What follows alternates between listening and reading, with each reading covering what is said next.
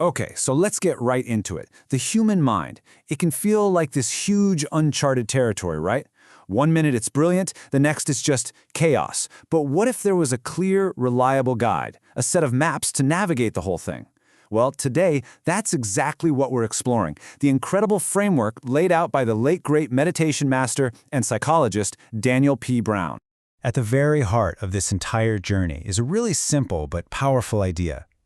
The fundamental nature of your awareness, right here, right now, is perfectly clear. It's luminous, it's radiant, kind of like the sun, just always shining. And the key thing is, it's not something you have to go out and create. It's what you already are. Of course, that brings up a pretty obvious question, doesn't it? If our mind is this brilliant sun, why does it so often feel like a cloudy mess of mental chatter, anxiety, and just distraction? You know, where are all these clouds of confusion coming from, and how do we see past them? And this is where Daniel Brown's work is just so incredibly valuable. See, he didn't give vague advice. He created a real, structured, step-by-step path. As he put it, there are 3 distinct maps. The first one is to get that first glimpse of the sun. The second is to make sure those clouds don't just roll right back in. And the third, well, that's about fully embodying that radiant light. So, let's start with that crucial first step. Map number 1 is all about getting that initial, direct taste of your mind's true nature. It's about parting the clouds for the very first time, so you can see the sun that's been there all along. The foundation for literally everything else is concentration, or Shinay in the Tibetan tradition. I mean, think about it. You can't see the nature of your mind if it's constantly jumping all over the place. Shinay is the training that helps you develop a mind that's calm and stable enough to actually do the deeper work of insight. There's this classic metaphor for this whole process called the elephant path. At first, our mind is like a wild elephant, right? Just crashing through the jungle of our thoughts. But with mindfulness as our rope, we slowly, gently begin to tame it, until it becomes this powerful, focused, and totally serviceable ally. This really shows the fundamental shift in how we relate to our own thoughts. An untrained mind is like a dog. You throw a stick, it chases the stick. A thought pops up, the mind chases the thought. Simple. But a trained mind is like a lion. If you throw a stick at a lion, it doesn't even look at the stick.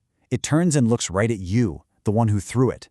The practice is to stop chasing the thoughts and instead to turn awareness back on itself to see where they're even coming from. So by the end of this first map, you've hit some incredible milestones. You develop what's called bodhicitta, which is this deep, compassionate intention behind your practice. You start to get an insight into the emptiness of a fixed self, and you see your mind as this vast ocean, with thoughts just being its natural ways. And all this leads to a direct experience of the natural state, or nashi. All right, let's move on to map 2. Now, getting a glimpse of awakening is a total game changer. But, and this is a big but, it's often temporary. The clouds can roll right back in. The entire goal of Map 2 is to make that clear sky a permanent feature of your life.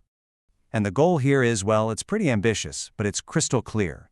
This isn't just about having a peaceful moment on a meditation cushion. It is about making that awakened awareness a continuous, stable, and unlosable part of your experience, 24 hours a day, 7 days a week. To pull this off, you need a serious toolkit. This means things like clearing out your most stubborn, habitual patterns, your favorite clouds, you could call them, and actively mixing the practice into your everyday life. It even gets into really advanced stuff like recognizing tsal, the dynamic, lively energy of awareness itself.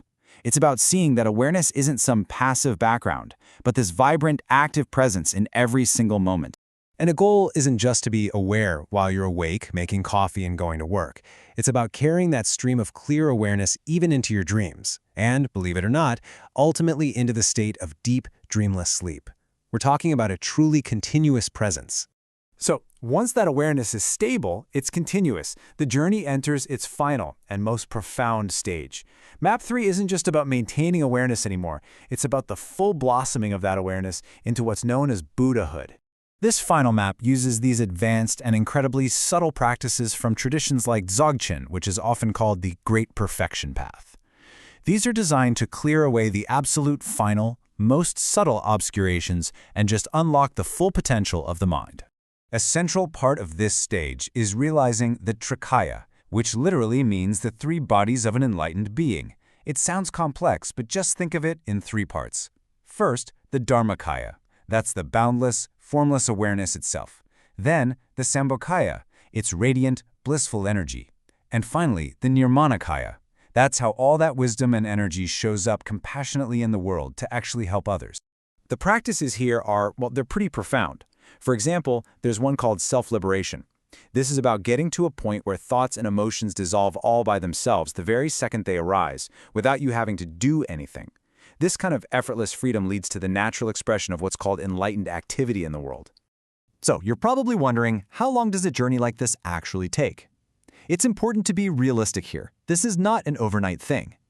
Based on student experiences, Map 1 can take anywhere from months to a few years. Map 2 is super variable, and Map 3, that final stage, could take around 7 years, although there are practices that are said to speed it up. So after this incredible journey through these 3 maps, from the first glimpse all the way to full liberation, what's the ultimate point? What's the true measure of success on a path like this? The answer is summed up perfectly in this quote. It's not about what kind of blissful states you can achieve when you're meditating by yourself. The true test of any inner realization is your conduct. It's how you show up in the world, it's how you interact with other people. And this, right here, is the ultimate takeaway. The fruit of this whole path isn't just about finding some personal peace or a quiet mind. It's about that inner freedom, naturally and spontaneously bubbling up as boundless compassion and an effortless desire to be of service to others. I mean, the sun doesn't just shine for itself, right? And so, that brings us to the final question. When you look at these 3 maps, the glimpse, the stabilization, and the liberation, it's a really powerful framework for self-reflection. It invites every single one of us to ask, where am I on this journey? And what's the next step on my own map?